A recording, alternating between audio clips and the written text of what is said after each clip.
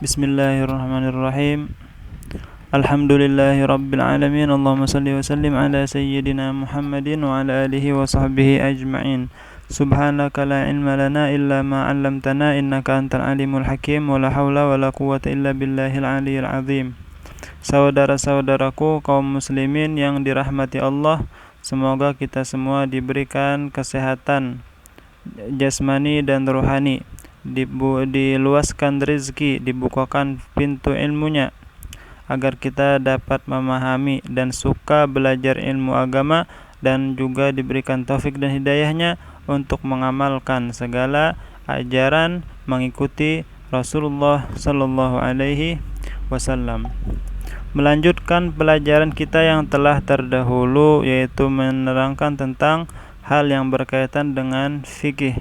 Kemarin kita sudah membicarakan tentang ta'rif atau definisi, bahwasanya fikih itu adalah maknanya lughatan al-fahmu, pemahaman.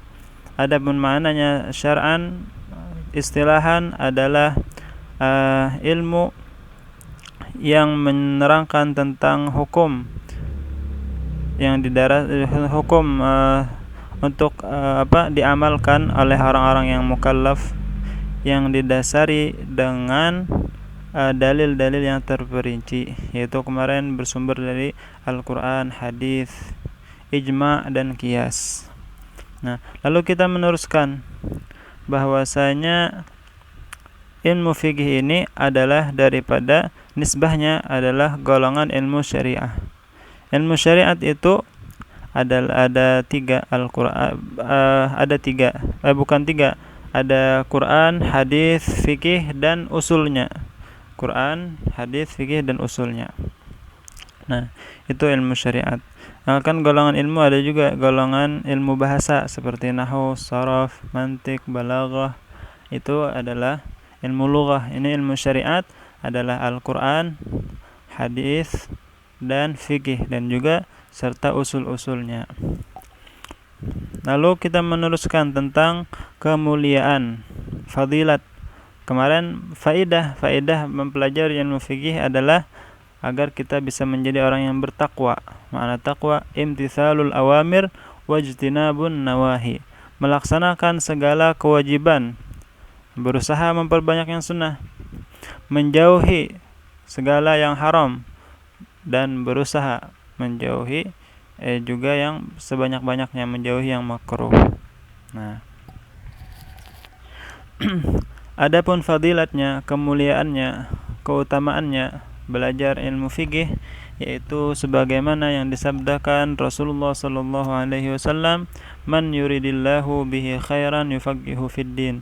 Orang yang dipilih Allah untuk menjadi orang yang baik adalah orang yang Allah berikan dia taufik dan hidayahnya sehingga dia bisa memperdalam ilmu agamanya.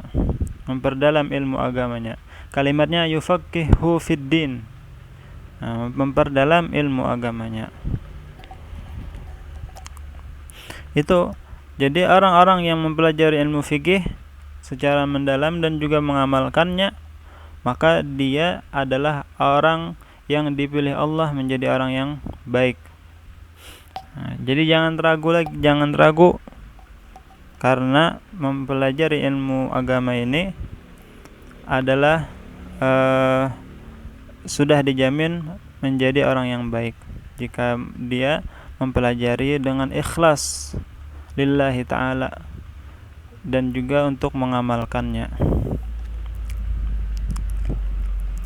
Dan Allah Subhanahu wa taala juga menganjurkan umat Islam agar memperdalam ilmu agamanya. Allah berfirman di dalam Al-Qur'an, "Wa ma kanal mu'minuna liyanfiru kaffah, falaula nafara min kulli firqatin minhum ta'ifatun liyatafaqahu fid dini waliyunziru qaumahum idza raja'u ilaihim la'allahum yahdharun." Dan maknanya, dan tidaklah sepatutnya orang-orang yang beriman itu mereka semuanya pergi ke medan perang. Nah, hendaknya beberapa orang daripada mereka dari setiap golongannya liyatafaqahu fid din, memperdalam ilmu agama mereka. Jadi Allah tidak menganjurkan semuanya ikut berperang, akan tetapi sebagian tinggal dari setiap golongan. Misalnya atau dari setiap kampung lah, misalnya kampung ini beberapa orang tinggal untuk mempelajari agama, yang lainnya ikut berperang. Untuk sehingga liunziru qaumahum idza raja'u, lalu sehingga ketika orang-orang yang tadi berperang pulang, maka orang-orang yang tinggal yang mempelajari agama mereka mengajarkan kepada orang-orang yang tadi berperang setelah mereka pulang. Manfaatnya adalah la'allahum yahdharun, agar mereka dapat menjaga diri mereka daripada perbuatan dosa, daripada perbuatan salah. Karena ketika mereka belajar ilmu fikih, maka niscaya mereka akan mengetahui apa yang diperintahkan oleh Allah, apa saja yang diwajibkan, apa saja yang diharamkan, apa yang disunnahkan, apa yang dimakruhkan, sehingga mereka terselamatkan daripada kesalahan. Dan juga fadilatnya adalah yang namanya ulama itu warathatul anbiya, pewaris para nabi. Allah memilih orang-orang yang terbaik untuk dijadikannya seorang nabi, dan Allah pula memilih orang-orang yang baik untuk dijadikannya sebagai para ulama, sebagai para aulia. Allah yang memilih.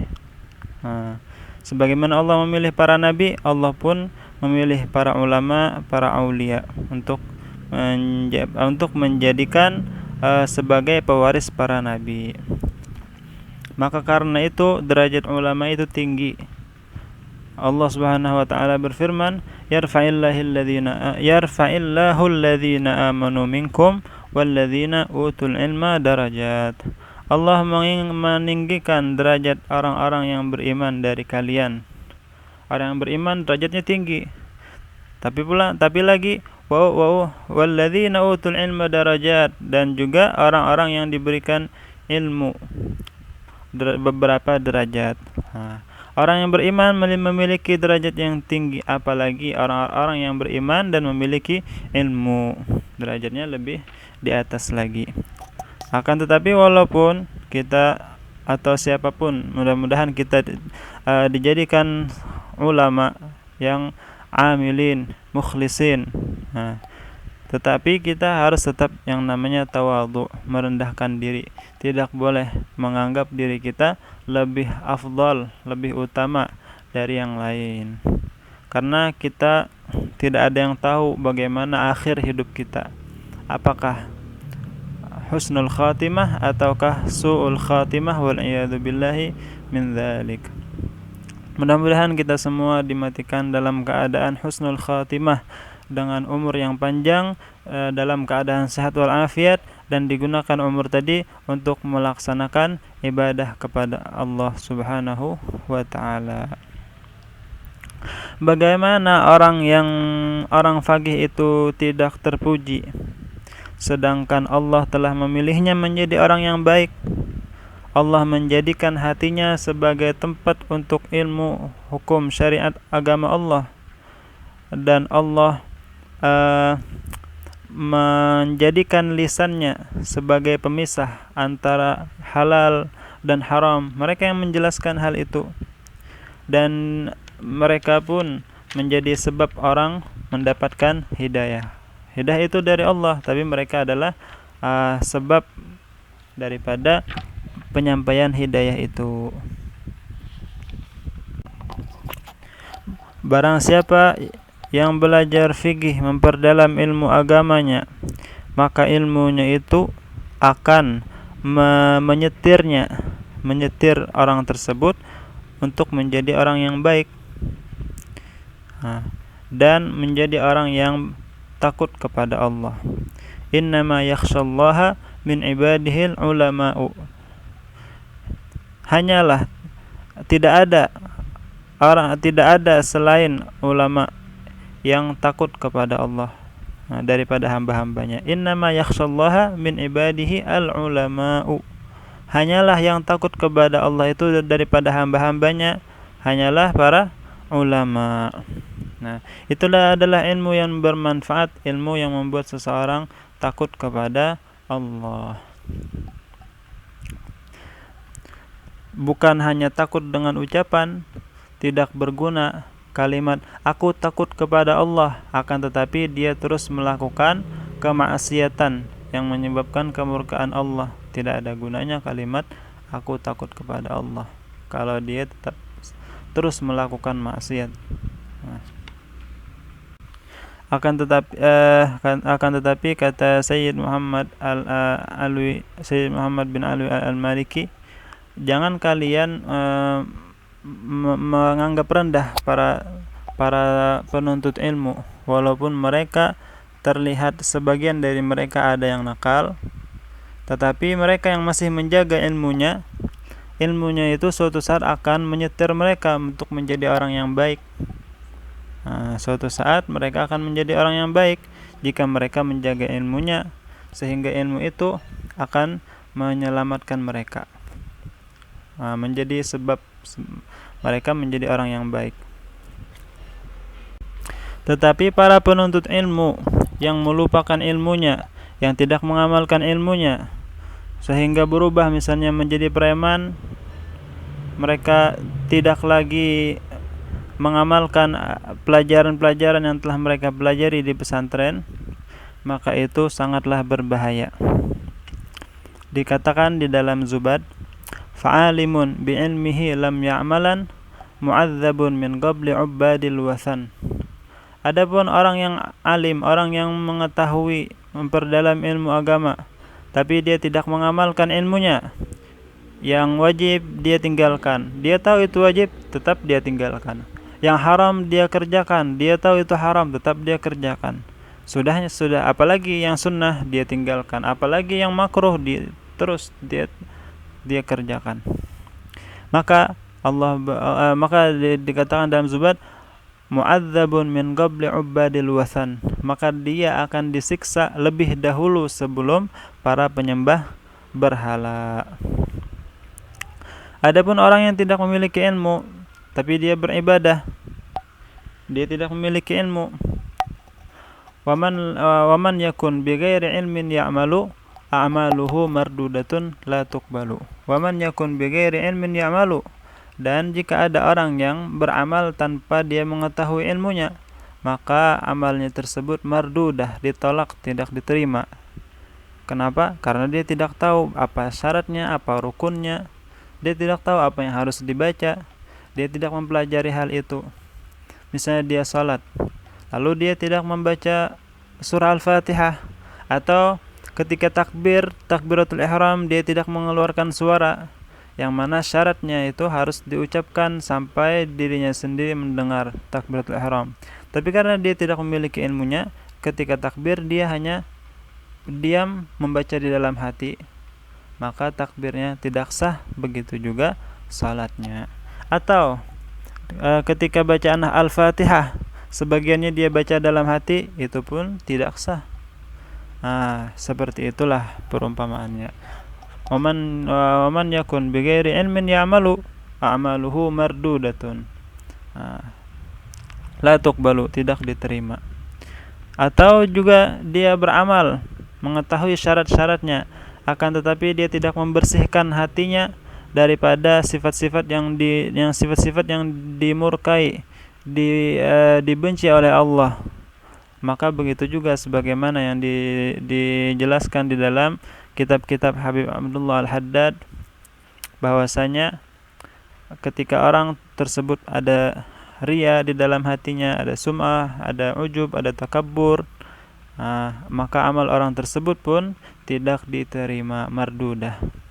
Maka dari itu kita harus wajib mempelajari 3 ilmu itu, sekedar agar ibadah kita sah dan diterima. Tidak perlu tidak harus yang terlalu memperdalami, tidak harus, tetapi kalau bisa itu lebih bagus lagi.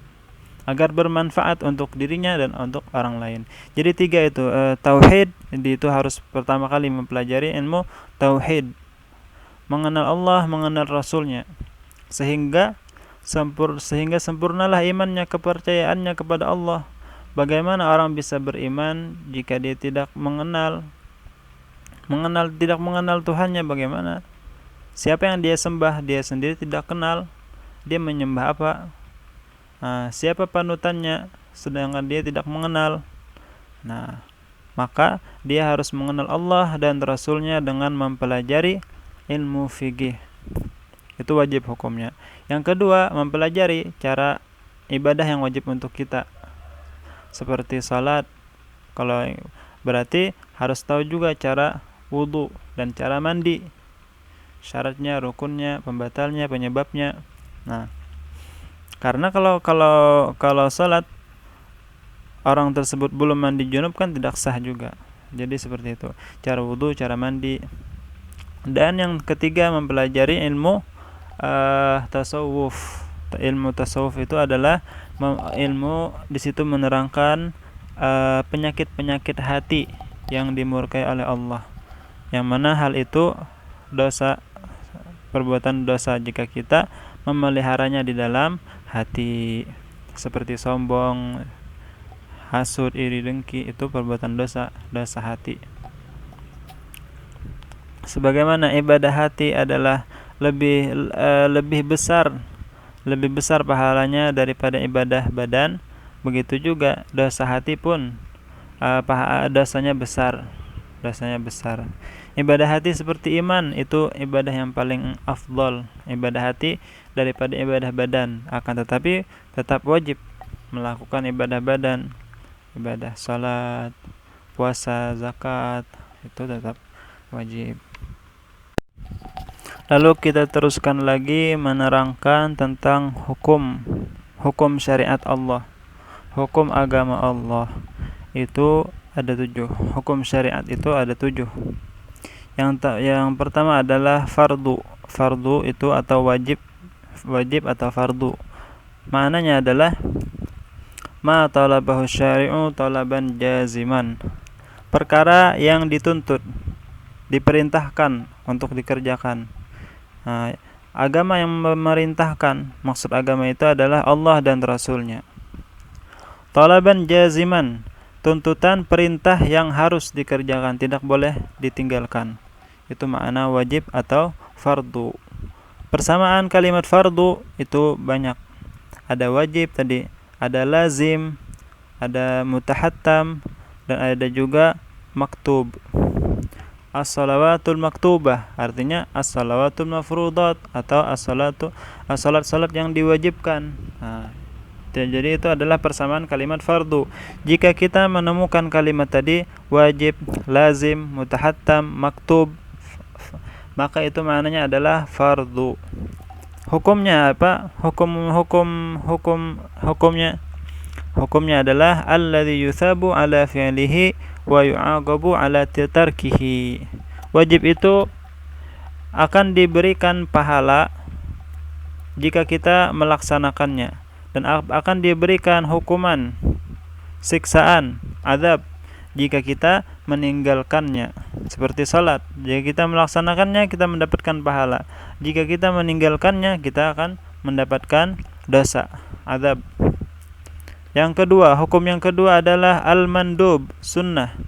Maknanya ma talabahu syari'u talaban ghaira jazimin, adalah hal yang dituntut oleh agama, perkara yang diperintahkan oleh agama untuk kita kerjakan, tetapi perintahnya ini ghaira jazim, tidak harus dikerjakan. Perintahnya itu boleh ditinggalkan, tidak harus dikerjakan. Jadi sunnah itu artinya hal yang diperintahkan, tetapi perintahnya itu boleh ditinggalkan.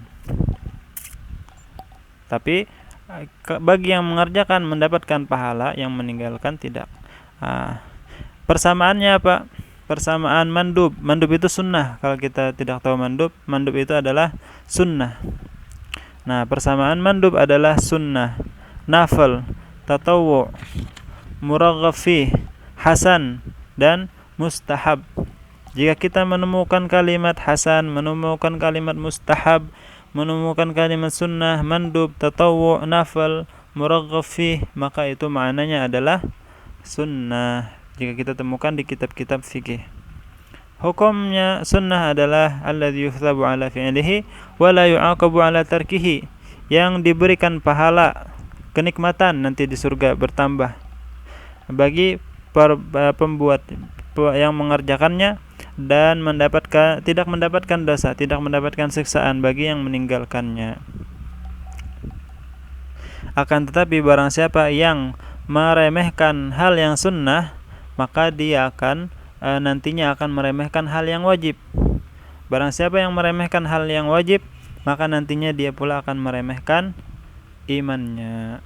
Jadi kita jangan meremehkan, tetapi berusaha untuk memperbanyak yang sunnah dan melaksanakan segala yang wajib, sehingga mudah-mudahan kita meninggal dalam keadaan beriman.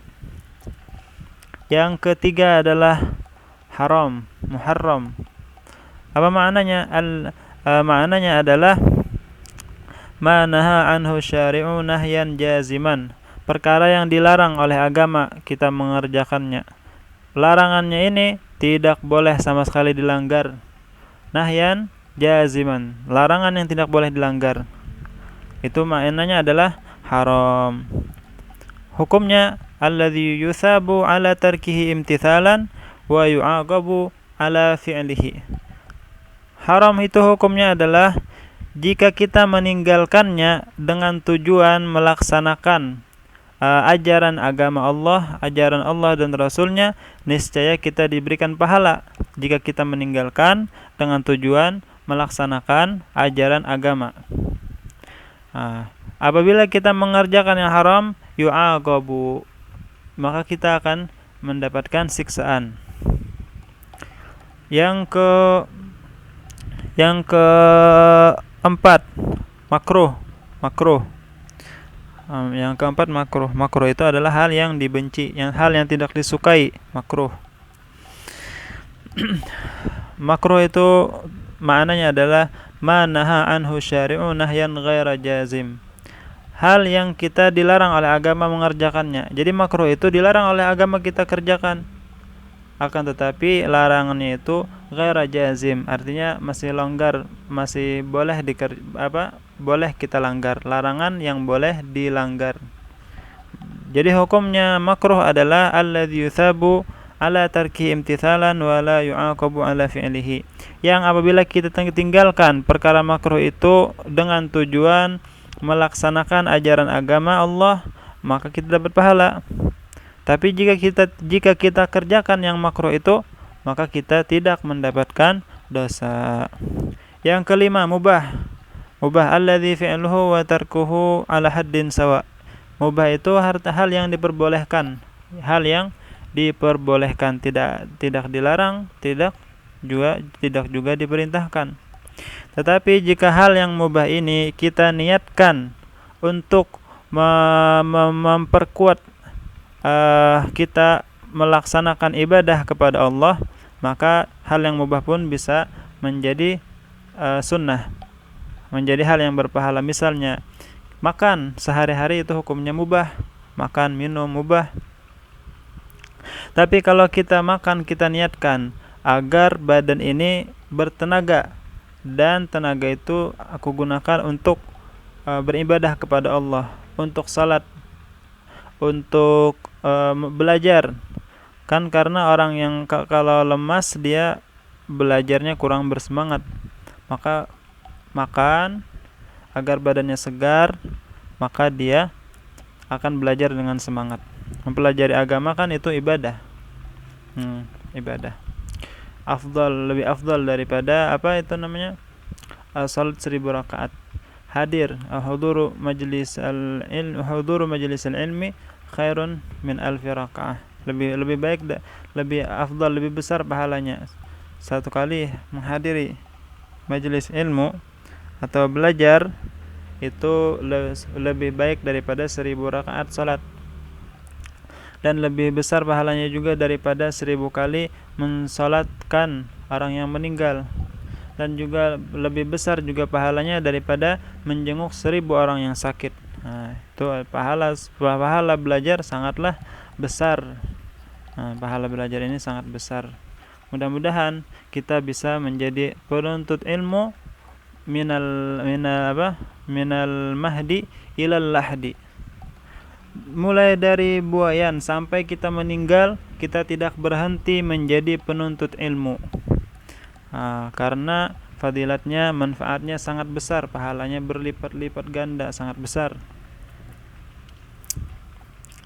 Ada disebutkan di dalam hadis itu panjang hadisnya, bahwasanya mudzakarahnya itu seperti tasbih, itu belajarnya seperti macam-macam, sangat besar pahalanya. Nah, begitu. Jadi hal yang mubah jika kita niatkan untuk ibadah maka akan menjadi pahala. Ya, yang keenam, sahih. Hukum sahih. Salatnya itu apakah sah ataukah batal salatnya, misalnya. Sahih apa batal? Nah, apa makna sahih? Makna sahih adalah ma wafaqa syar'a. Hal yang sesuai dengan ajaran agama Islam itu sahih. Wal batil, dan batal, misalnya salatnya batal. Batal itu artinya ma la yuwafiqu syar'a, yang tidak sesuai dengan ajaran. Salatnya tidak sesuai dengan ajaran Islam misalnya, maka salatnya itu pun batal. Jual beli tidak sesuai dengan ajaran Islam, maka jual belinya batal. Jika sesuai, maka jual belinya sahih. Nah, mungkin sampai di situ dulu kita membicarakan tentang ini. Insyaallah nanti akan kita teruskan mempelajari kitab Umdatus Salik wa Uddatun Nasik. Mudah-mudahan ada manfaatnya. Salah khilaf, mohon maaf. Mudah-mudahan kita selalu diberikan taufik dan hidayahnya untuk menjadi orang yang baik, menjadi orang yang soleh, menjadi orang yang bisa mengikuti jejak baginda Nabi besar Muhammad sallallahu alaihi wasallam. Wassalamualaikum warahmatullahi wabarakatuh.